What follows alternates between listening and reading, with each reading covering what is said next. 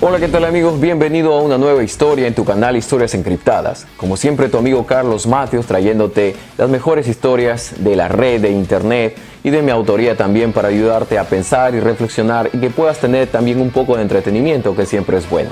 La siguiente historia empieza así.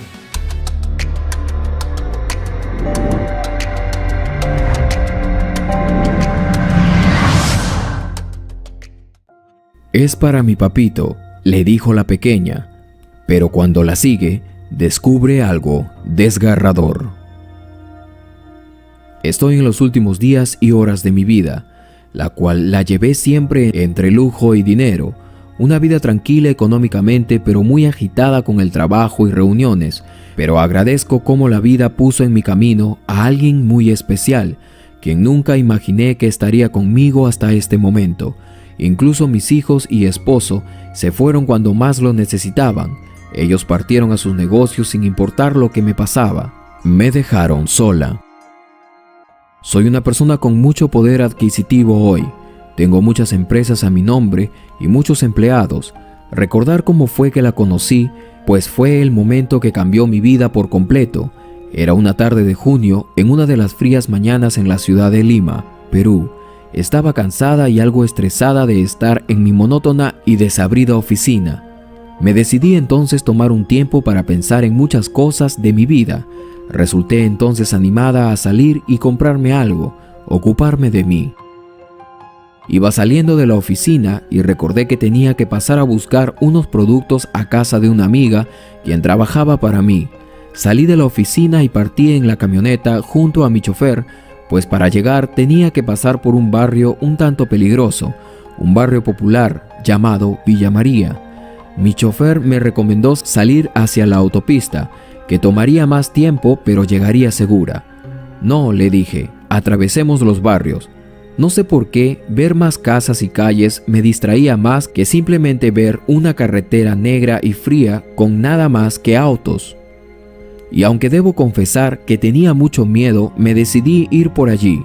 En el camino, mientras pensaba en qué cartera comprar que combinara con el vestido rojo que me había comprado días antes, me encontraba mirando un pequeño catálogo que me había hecho llegar muy temprano mi secretaria. Qué difícil es elegir, me decía. Aunque contemplé la idea de comprarlos todos, sabía que no sería una buena idea. Entonces, después de haber estado sumergida por mucho tiempo, alcé la mirada y entonces la vi. Era una pequeña, quien también estaba eligiendo algo. Sí, lo estaba haciendo. Por un momento traté de descifrar qué era lo que elegía. Entonces lo entendí. Buscaba elegir un auto donde pedir limosna. El semáforo estaba en rojo y ella lo señalaba y parecía estar sorteando con sus dedos. Este o ese. ¿Cuál? ¿Cuál? Parecía decir con su actitud. Tenía la carita sucia y lucía completamente desabrigada. Si hubiera sido en otro momento, quizá no me habría detenido. Le pedí entonces a mi chofer que se detuviera para colaborarle a la pequeña. Ella eligió otro auto, por lo que no me dio atención cuando le llamé para darle el dinero. Entonces bajé y me acerqué, preguntándole por qué estaba tan sola, por qué pedía ayuda. Le pregunté por sus padres y si los tenía o con quién vivía. La niña solo bajó la mirada y dijo: «Es para mi papito», a lo que yo respondí enfurecida: «¿Pero cómo? ¿Él te envió a trabajar?». Ella solo enmudeció y haciéndome un gesto como que la siguiera, empezó a avanzar. Le hice señas al chofer que me siguiera. La curiosidad y preocupación fueron el motivo por el cual decidí acompañarla hasta su supuesta casa. Le pedí que subiera al auto y ella se negó. Me dijo que quedaba muy cerca, no es necesario ir en auto. Creo que pensó que tomaríamos un taxi o algo así. Así caminamos por un buen rato y en mi cabeza solo me preguntaba dónde será su casa, en cuál de estos barrios estará ubicada, o si tendría que caminar mucho más de lo que ya había caminado. Estábamos acercándonos a un puente peatonal y al acercarme descubrí algo desgarrador. «Es para mi papito», repetía, mientras me enseñaba a un pobre anciano quien estaba sentado y medio de lado, cansado y desgastado, algo sucio e improlijo. Rápidamente mi enojo fue opacado por aquella escena. La miseria, la nostalgia y todo un mundo gris se cernía sobre ella, a quien calculaba que solo tendría 6 años. No dije nada más, seguí con ella y entonces me dijo: «Es para mi papito, está algo enferma». Su voz ronquita la hacían ver como toda una mujer adulta. Era muy fluida para hablar, y estando al lado de su papito, su seguridad aumentó aún más. No tenía casa ni techo, solo vivía al pie de ese puente peatonal cubierto de cartones y un viejo colchón sucio en el piso. No tenía dónde cocinar ni dónde asearse. El hombre a duras penas podía hablar. «Nos ha dejado», parecía decir, «nos han dejado». Una catarata le impedía ver y su respiración se agitaba cada vez que intentaba hablar. Ella entonces me aclaró que él era su abuelo, pero que ahora era su papito. Con cierto temor aún, lo saludé y ella me pidió sentarme con ellos, como si me invitaran a una sala o a sentarnos a tomar el té. Era tan convincente ella con esa carita tan linda y tan llena de ternura que no me quedó más que hacer caso y sentarme con ellos al costado sobre un pedazo de cartón. Hasta ese instante no me había dado cuenta que el estrés había huido de mí. Allí estaba ahora, al pie de aquel puente peatonal. Conversé con el señor brevemente. Este tenía un serio problema de salud. Había perdido el trabajo por su edad y por su visión. Su hijo acababa de morir y la madre de la pequeña los había abandonado por irse con un hombre. Le dejó a la pequeña sin saber que esa propiedad nunca había sido de ellos, y en breve el verdadero dueño los expulsó sin piedad, quedando ellos en la calle. Después de todo, la punta del cerro no era tan buen lugar para vivir, pero tampoco lo era debajo de un puente. ¿Pero qué podrían hacer? La miseria ahora y la tristeza los tenían como presa, y como este mundo es tan cruel y poco colaborativo, nadie los había ayudado hasta ese entonces. Llevaban meses ya viviendo en esa condición, no tenían a dónde ir. Supe que el anciano al inicio se las ingeniaba por llevar algo de comer a su nieta, quien también dejó de estudiar porque no tenían dinero ni siquiera para poder ponerla a asistir en una escuela pública. Así, sin dinero, sin trabajo y con la salud desquebrajada de su abuelo, no les quedó de otra que la pequeña fuera a parar a los semáforos a pedir caridad. Pero eso no era todo. Alcancé a entender que el gobierno intentaba llevarlos a un albergue donde le darían sostén al anciano, pero darían también en adopción a la pequeña. De verdad que nada me había conmovido tanto que esta historia. Yo entendí entonces la precaria situación en la que vivían y cómo la vida los había tratado tan mal, y al encontrarme así, mi corazón se rompió. El señor, muy asustado, me dijo que por favor no la separe de su nieta, pues era lo único que tenía en la vida. Le dije que eso no sucedería y le dejé dinero, algo de ropa y comida esa tarde. Al anochecer, ya en casa, vi la soledad en la que me encontraba. Estaba separada de mis hijos, quienes se habían ido con sus esposas lejos de mí y ahora vivían en el extranjero. Nunca llamadas, ni un correo, ni carta ni foto de mis nietos. La llamada siempre había sido cuando llegaban a pedir dinero. Esta soledad me hizo reflexionar entonces de todo lo que había pasado ese día. Yo también estaba sola, no tenía a nadie a mi alrededor, más que empleados que estaban allí porque les pagaba. Entonces pensé, esta soledad que siento ahora me hace menos que aquel señor, que al menos tiene a su nieta al lado, que aunque en la adversidad ella lo sigue acompañando a como dé lugar. Al día siguiente fui nuevamente hacia aquel puente peatonal, pero me di con la sorpresa que ya no estaban allí. Pregunté a la gente del lugar por el señor y la pequeña. Estos me dijeron que habían llegado unos agentes y que se lo habían llevado porque daban mal aspecto. De inmediato me comuniqué con mis abogados, amigos y contactos para poder ubicarlos. El anciano había sido puesto en un albergue y la menor estaba por ser trasladada a un orfanato muy lejos de él. No lo pensé más y dije, tomaré esta oportunidad, y así decidí adoptarla. Me decía que esta niña no tenía a nadie más que a su abuelo, quien estaba con ella, y el abuelo no tenía a nadie más para que esté con él. Los ubiqué y saqué al abuelo del albergue, y me dispuse a hacer los trámites y los papeles para la adopción de la pequeña. Ya con todos los papeles necesarios, pude hacerme con la tenencia de la menor, pues estaba a punto de ser adoptada por otra familia cuando yo acababa de llegar, y si eso pasaba, ella quedaría separada de su abuelo. Yo la adopté y decidí llevármela conmigo, al igual que a su abuelo, y aunque a mis familiares allegados no les pareció la idea, no les di importancia. Para mí restaba mucho que ellos lo supieran. Jamás estuvieron conmigo y nunca estarán, puesto que cada quien tiene su vida hecha y poco o nada les importaba mi vida. Adopté a la pequeña y me hice cargo de los gastos de la recuperación de su abuelo, quien resultó toda una sorpresa al enterarme que tenía mucho conocimiento y sabiduría. Le asigné algunas tareas simples y así el anciano se recuperó poco a poco, pero no duró mucho la alegría, puesto que las enfermedades que tenían estaban muy avanzadas y no pude hacer nada para extender su vida. Entonces entendí que el dinero ciertamente no lo puede comprar todo y a los pocos meses el anciano falleció.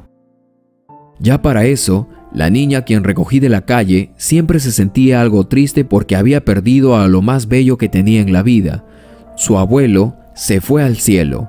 Fue la respuesta más difícil que me tocó darle a una pequeña ese día, y no fue nada fácil recuperarnos, pero poco a poco fui ganándome su cariño, su afecto.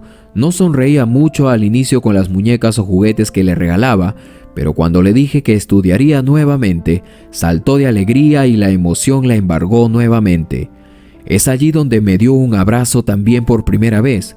Los días que vendrían después serían los mejores que yo particularmente había vivido y los que ella también había vivido.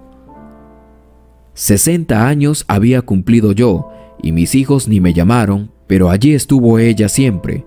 Mi mamita decía. ¿Cómo amaba escuchar eso? Es para mi mamita, repetía cada vez que la nana le daba algo para mí. Recordé entonces aquel momento cuando yo me rompía la cabeza tratando de elegir una cartera que vaya con mi vestido que me había comprado recién, y entendí que hay quienes les toca elegir entre la suerte, o sea, entre la nada. El problema jamás fue el estrés para mí. En realidad, el problema fue que agaché la mirada muchas veces de camino hacia el trabajo. Dejé de ver el mundo que me rodeaba. Dejé de preocuparme por los demás. 18 años ha cumplido mi hija, y absolutamente acertada fue mi decisión de bajar aquel día y traerla conmigo. Ella acaba de irse a la empresa. Desde hoy empezará a instruirse para administrar lo que con mucho esfuerzo he logrado. Una vez bromeé que le dejaría todo para ella, pero la idea no le gustó mucho, pues sabe que tiene 2 hermanos en algún lugar, y aunque quizá vengan el día en que muera, son mis hijos, me lo recuerda ella. Ahora estoy dictando mi testamento, esperando que en cualquier momento me reúna con mi Creador. Y aunque sé que va a haber problemas en el futuro, he encomendado a 8 de los mejores abogados a defender mi voluntad, en una carta para mis hijos, por si algún día vuelven. En cuanto a la pequeña, ya es toda una mujer. Ella quedará a cargo de todo y escribí que un pequeño porcentaje siga siendo enviado a mis hijos. Creo que mientras ellos reciban su parte, quizá nunca sepan si yo aún vivo o si ya morí.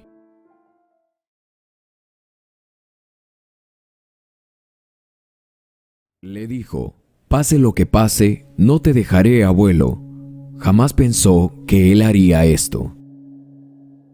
Él me lo dijo, él me lo contó. Cuando llegaste jamás pensé admitir un día que me harías falta. Esas palabras realmente borraron cómo inició mi historia con él, mi abuelo, mi padre, el hombre que fue un referente en mi vida. Dicen que de tal palo tal astilla, pero ni él es un simple palo, ni yo una simple astilla. Mis memorias hacen su aparición en mi mente la vez en que jugaba con unos carros de madera que él disimuladamente había confeccionado de un trozo de roble, y aunque no era un carpintero, se las había ingeniado para tallarlo, y a pesar que tenía un acabado rústico, para mí fue el inicio, una pista, una semilla que me dio a entender que él, dentro de lo serio y renegón que era, tenía un lado tierno y amoroso dentro de su duro corazón. Pero eso yo aún no lo sabía. Antes de mí, mamá vivía con él y la que había sido mi abuela falleció, así que podríamos decir que en ese momento no la pasaban bien. Mi abuelo envió a mi madre a estudiar a la ciudad. Ellos vivían en el campo, dedicados siempre a la siembra y cosecha de algodón. Mi abuelo había hecho un esfuerzo tan sobrehumano, ahorrando dinero y con mucho sacrificio, logró enviar a mi madre a estudiar. Ella estuvo 4 años estudiando y dando resultados al esfuerzo, pero cuando se suponía que ella iba a graduarse, mamá un día llegó a casa y muy asustada y nerviosa, le confesó a mi abuelo que yo venía en camino. Sí, así inició mi vida. Creo que a él no le enfureció tanto que ella haya salido embarazada, sino que no era el tiempo, no era el momento, y además mi padre, al saber que ella estaba embarazada, rápidamente se desentendió completamente del asunto. Un cobarde, como mi abuelo tiempo después me lo diría. Mamá no pudo continuar y mi abuelo, enojado y decepcionado, optó por dejar de ayudarla económicamente, por lo que ella tuvo que buscar ahora un trabajo con que solventar los gastos que se venían en camino. Pero no lo encontró, así que no le quedó de otra que quedarse ayudando a mi abuelo en el campo o con los animales, para que de esa forma pueda mitigar en algo la culpa que sentía de no haber podido valorar el sacrificio que él le había mostrado. Pero al parecer, mi abuelo no se lo perdonaría así nada más. Mi madre desde ese momento viviría agobiada y atormentada por las quejas de mi abuelo, quien cada vez que ella se equivocaba en algo, le hacía recordar la razón por la que ahora se encontraba en esa situación. Así transcurrió el tiempo y las 9 lunas llegaron a su fin. Llegué yo. Mi abuelo siempre se mantenía distante de mí. Decía que yo era la responsabilidad de mi madre y que a él en nada le convenía la idea de traer una boca más para alimentar.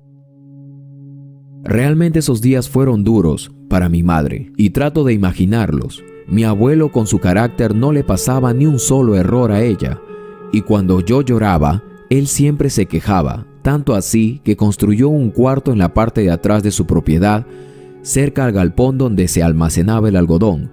No tengo por qué soportar los llantos de este niño, decía. Yo no te mandé para que lo tengas. Y tras esto, las lágrimas de mi madre. Pero lo que más fulminaba sus ganas de seguir era que seguido de eso, añadía lo siguiente: eres libre de irte cuando quieras.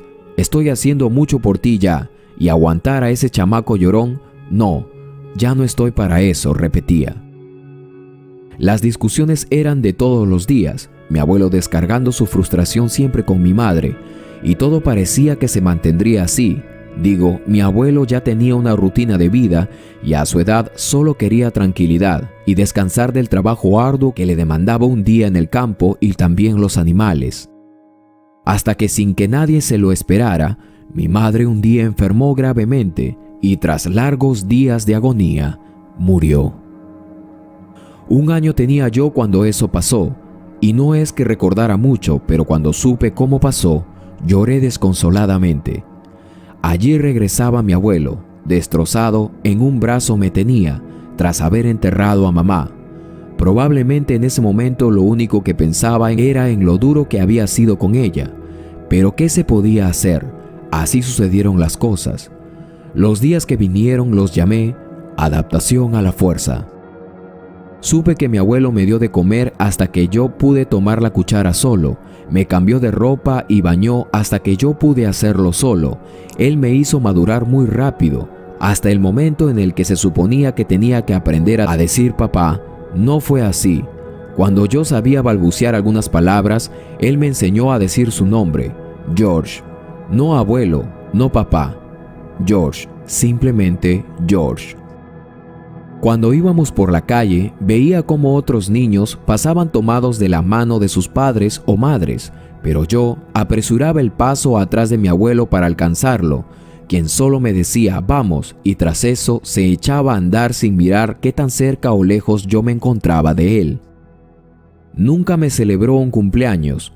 Ese día solo me observaba y me decía, ya eres casi un hombre, enano.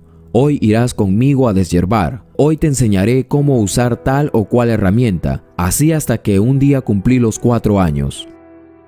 Una sola vez me mostró el camino de cómo ir a la escuela para infantes y una sola vez me enseñó el camino de cómo volver y luego lo tuve que hacer yo solo. Muchas veces lo observé durmiendo en su viejo sillón de madera después de un arduo día de trabajo.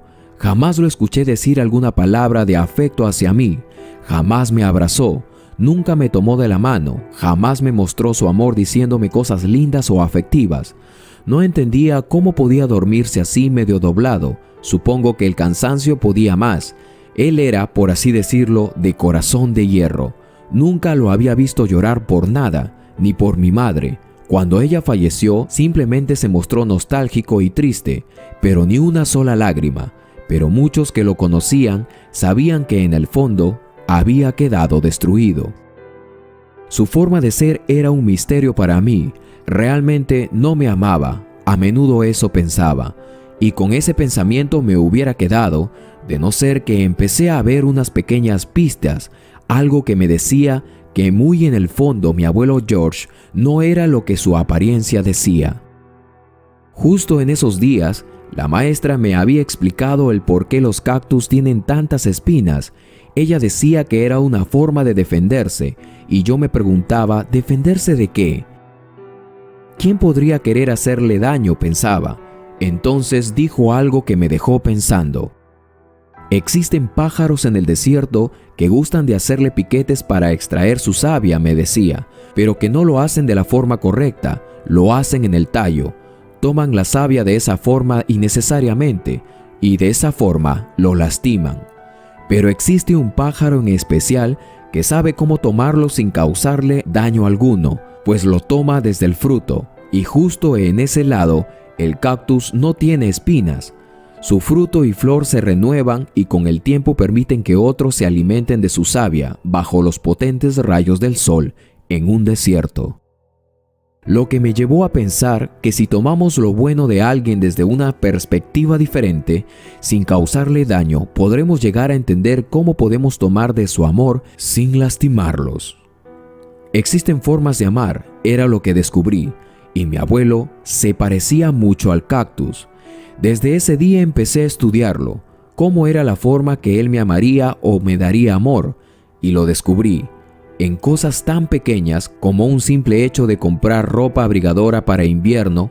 Por ejemplo, le decía al vendedor, deme 2, una para mí y otro para el enano, o cuando me enseñaba las cosas del campo, la granja y sobre todo las herramientas. En especial, cuando cansado por el día, ambos nos quedábamos dormidos en el mueble y al día siguiente yo amanecía abrigado en mi cama. Había una forma en que yo estaba probando de su amor y hasta ese momento no lo había notado. Un lado por el cual yo podía ingresar y él no sería lastimado y yo también no me lastimaría. Me di cuenta que a pesar que no me enseñaba a escribir, siempre decía, termina tu tarea primero y luego vas al campo a hacer lo que te encomendé. Esas cosas empezaron a cobrar mucha fuerza en mi mente. Y si realmente sí me amaba, pensaba yo, solo era su forma de ser, y en cierta forma su corazón había sido lastimado y él solo quería defenderse. Tenía espinas alrededor que lo mostraban como un espinoso cactus imposible de abrazar, imposible de tocar. Un día le dije, George, ¿puedo escribir una carta a Papá Noel? Y él dijo, pues si le escribes a él, te aseguro que no recibirás nada por Navidad. Mejor escribe lo que tú quieres y déjala bajo mi almohada. Quizá yo sí pueda hacer algo. Su respuesta me dejó pensando. Realmente era un hombre muy seco y serio, y debo admitir que a veces perdía la esperanza que un día nos tratemos como lo que éramos, familia, sobre todo eso. Hice como él me dijo, escribí una carta y se la dejé bajo su almohada, pero faltando 2 meses para Navidad, un día llegó quien era mi padre. Mi abuelo salió como una fiera y lo echó de mi presencia, aunque luego éste volvió con una orden del juez y un policía, y solo de esa forma mi abuelo George dejó que yo lo conociera. Mi abuelo jamás me habló mal de él, a pesar que ganas no le faltaban, y lo podía ver en sus ojos. Ahora yo iba a ver a mi padre los fines de semana y la pasaba bien. Digo, no es que lo amaba, pero mi padre tenía derecho a verme. Yo era su hijo y nada se lo podía impedir. Además, él me demostraba mucho amor y hasta me lo decía, y aunque era raro para mí, yo realmente en cierta forma lo necesitaba. Mi abuelo no puso más resistencia y ahora esa era mi rutina semana tras semana. Y eso hubiera seguido siendo así de no ser por un mal día en el que a mi padre se le ocurrió pedir mi custodia a través de un juez. Creo que fue lo peor que él pudo haber hecho. Fue allí donde realmente supe quién era mi abuelo. Alguien había querido tomar de su savia hiriendo parte de su tallo y lo iba a lastimar. Ese día fue al pueblo e hizo unas llamadas, y el día de la audiencia se presentó con 2 de los mejores abogados del pueblo. Realmente estaba muy furioso, y mientras eso pasaba, yo aún no me daba cuenta del poder que George, mi abuelo, sacaría para impedir que yo me fuera a parar a manos de mi padre, quien se había ausentado de mi vida desde que nací, y para ese entonces yo ya tenía 6 años. El juez escuchó a ambos y mi abuelo temblaba de ira, argumentando que mi padre me había abandonado y que jamás se había hecho cargo de mí. Además dijo que era un sinvergüenza. Mi padre, por otro lado, aceptó haberse ausentado, pero dijo que estaba arrepentido y que un error lo comete cualquiera. El juez estaba muy confundido.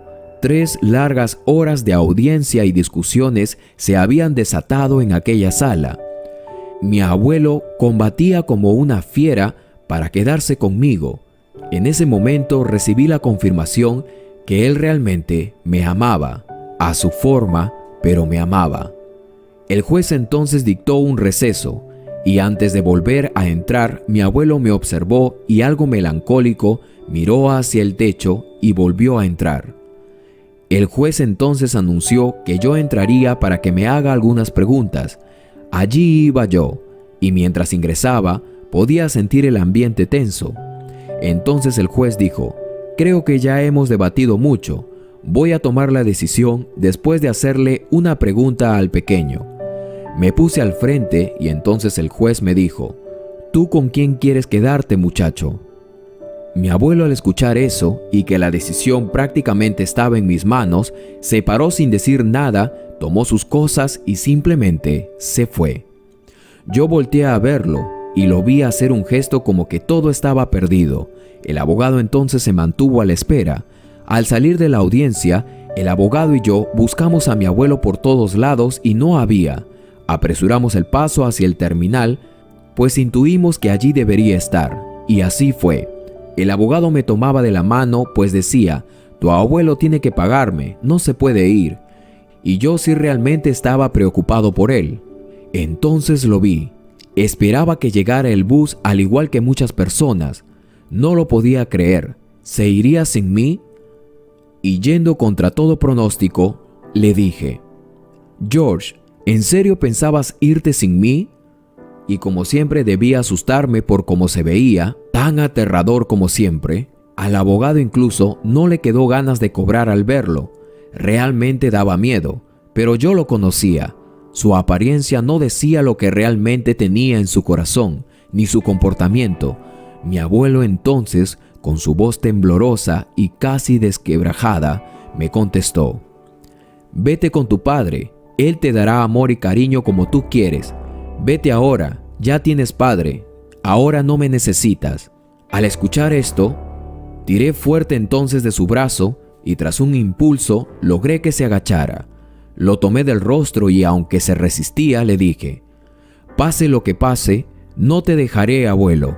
Solo eso bastó y a los segundos él me abrazó muy fuerte y empezó a llorar como un niño. «Quiero quedarme contigo, George», le dije. «Oh, cómo te amo tanto, hijo», me contestó. No lo podía creer. Había tomado la savia por el lado del fruto, justo por el lado que el espantoso cactus no tiene espinas. Me dio de su amor. ¿Y cómo supe todo esto? Pues él me lo dijo, él me lo contó y él me enseñó.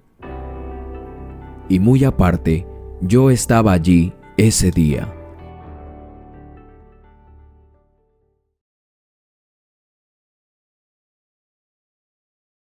Mesero le da de comer a esta joven hambrienta. Años después, sucede esto. Todo vuelve.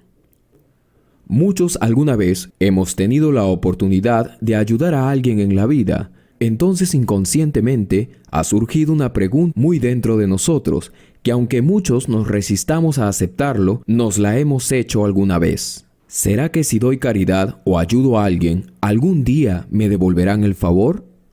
Me agrada esta escritura, la cual considero una respuesta exacta para esto. Cuando, pues, des limosna, no hagas tocar trompeta delante de ti, como hacen los hipócritas en las sinagogas y en las calles, para ser alabados de los hombres. De cierto os digo, ya tienen su recompensa. Mas cuando tú des limosna, no sepa tu mano izquierda lo que hace tu mano derecha, que tu limosna sea en secreto, y tu Padre que te ve en lo secreto, Él te recompensará en público. Atesorad este pensamiento mientras escuchas y ves la siguiente historia. Una mañana, una mujer bien vestida se paró frente a un hombre desamparado, quien levantó la vista lentamente y la miró. Claramente se podía ver que era una mujer que parecía que estaba acostumbrada a las cosas buenas de la vida. Su abrigo y su forma de vestir lo decía todo. Parecía ser muy caro, y ella también tenía un perfil en el cual uno podía discernir que nunca se había perdido de ninguna buena comida en su vida. El primer pensamiento de aquel hombre triste fue: solo se quiere burlar de mí, como tantos otros lo han hecho. Por favor, déjeme en paz, gruñó el indigente.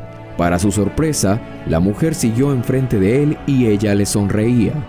Sus hermosos dientes blancos, los cuales mostraban destellos deslumbrantes, le daban una sensación de burla, pero tras unos minutos le preguntó: ¿tienes hambre? A lo que el hombre respondió de una manera sarcástica: no, acabo de cenar con el presidente. Ahora vete, dijo él, muy enojado. La sonrisa de la mujer se hizo aún más grande, y de pronto el hombre sintió una mano suave bajo el brazo y enojado le dijo: ¿qué hace, señora? Déjeme en paz. Y justo en ese momento, un policía se le acercó y le dijo: ¿hay algún problema, señora? No hay ningún problema aquí, oficial, contestó la mujer. Solo estoy tratando de ayudarle. Para que se ponga de pie. El oficial se rascó la cabeza y sin creerlo le dijo: pero si es el viejo Juan, disculpe, señora, ha sido un estorbo por aquí estos últimos años. No es ningún estorbo para mí, dijo la señora. Le estoy tratando de ayudar. Dígame, ¿usted qué quiere con él?, dijo el oficial. Ella contestó: yo voy a darle algo de comer y sacarlo del frío un ratito. Está loca, señora, yo no le he pedido nada, dijo el indigente entre dientes. El hombre desamparado, al ver que la mujer insistía, se resintió y decía: yo no quiero ir a ningún lado, pero no le hicieron caso y lo levantaron, a lo que el hombre repetía: ¿qué pasa, oficial? Déjeme ir, yo no he hecho nada. Vamos, viejo, es una buena oportunidad para ti, le susurró el oficial en el oído. Aquí estás todos los días mirando a aquel restaurante y ahora te vas a poner de mal humor. No, pues, levántate. Finalmente, y con cierta dificultad, la mujer y el agente de policía llevaron al viejo Juan a aquel restaurante que estaba enfrente a él, el cual él había observado por muchos años, y así lo sentaron en una mesa en un rincón. Era casi mediodía, la mayoría de la gente ya estaba almorzando y el grupo para la comida aún no llegaba. El gerente del restaurante se acercó y le preguntó: ¿qué está pasando, oficial? ¿Y este hombre qué? ¿Está causando problemas, creo? A lo que el oficial respondió: esta señora lo trajo aquí para que coma algo. Oh, no, dijo el gerente, respondiendo airadamente: tener a una persona así como está él es malo para mi negocio. El viejo se gozó una sonrisa con sus pocos dientes. Señora, se lo dije, ¿ahora sí van a dejarme ir? Yo no quería venir aquí desde un principio, dijo el hombre. La mujer se dirigió al gerente de la cafetería y le sonrió. Señor, ¿usted está familiarizado con Hernández y Asociados, la firma bancaria que está acá a 2 calles? Por supuesto que los conozco, dijo el gerente del restaurante. Ellos tienen sus reuniones semanales en una de mis salas de banquetes y se gana buena cantidad de dinero con el suministro de alimentos en esas reuniones semanales. Pero ¿y eso qué le importa a usted?, le dijo. Yo, señor, soy Penélope Hernández, presidenta y dueña de la compañía. Hubo un silencio y el hombre quedó anonadado y sorprendido. Oh, perdón, señora, dijo el gerente. La mujer sonrió de nuevo. Pensé que eso podría hacer una diferencia en su trato. Seguido de esto, volteó y le dijo al policía, quien fuertemente trataba de contener la carcajada. Oficial, ¿le gustaría tomar con nosotros una taza de café o tal vez alguna comida? Oh, no, gracias, dijo el oficial. Estoy de servicio. Entonces quizás una taza de café para llevar. Sí, señora, eso estaría bien, contestó. El gerente de la cafetería giró sobre sus talones como recibiendo una orden. Voy a traer el café para usted, señor oficial. El oficial lo vio alejarse y opinó. Ciertamente lo ha puesto en su lugar. Aunque la mujer dijo, esa no fue mi intención, pero las cosas son así. Yo tengo una buena razón ahora para todo esto. Se sentó a la mesa frente a su invitado. Ella lo miraba fijamente y entonces le dijo, Juan, ¿te acuerdas de mí? El viejo Juan miró su rostro de ella. Creo que se me hace familiar, dijo. Mira, Juan, quizá estoy un poco más grande, pero mírame bien. Tal vez medio llenita ahora, pero cuando tú trabajabas aquí hace algunos años, yo vine una vez y por esa misma puerta. Aquel día tenía hambre y frío, y mientras decía esto, algunas lágrimas posaron sobre las mejillas de aquella señora. Señora, le dijo el oficial, quien no podía creer lo que estaba presenciando. Ni siquiera pensar que la mujer podría alguna vez en su vida haber tenido hambre. La mujer entonces retomó la conversación. Yo acababa de graduarme de la universidad en mi pueblo. Había llegado a la ciudad en busca de un trabajo, pero no pude encontrarlo. Y luego, cuando me quedaban mis últimos centavos y me habían corrido de mi departamento, caminaba por las calles y era febrero y hacía mucho frío. Casi muerta de hambre, vine a este lugar y entré con poca posibilidad de que podría conseguir algo de comer. Y tú, Juan, me recibiste con una sonrisa. El viejo Juan quedó algo extrañado y de pronto dijo, «Ah, ahora me acuerdo. Yo estaba detrás de aquel mostrador, de este servicio. Usted se acercó y preguntó si podía trabajar por algo de comer». «Claro», contestó la señora, «y me dijiste que eso estaba en contra de la política de la empresa. Entonces tú hiciste el sándwich de carne más grande que había visto alguna vez. Me diste una taza de café y me fui a un rincón a disfrutar de aquella comida. A decir verdad, tenía miedo de que te metieras en problemas. Luego, cuando te miré, te vi pagar, poner el precio de la comida en la caja registradora. Luego de eso, me tranquilicé. Entonces pensé que todo iba a estar bien». «Así que usted comenzó su propio negocio», dijo el viejo Juan, un poco más amigable ahora. «Sí, encontré un trabajo esa misma tarde. Trabajé muy duro y me fui hacia arriba con la ayuda de mi Padre Dios, quien lo puso en mi camino a usted ese día. Yo creo que Dios tarda pero nunca olvida. Recuerda, Juan, todo vuelve. Hace unas horas pasé por aquí para preguntar por ti, pero me dijeron que te habían despedido porque regularmente hacías entrar indigentes al restaurante». El viejo Juan solo asintió con la cabeza mientras intentaba contener el llanto.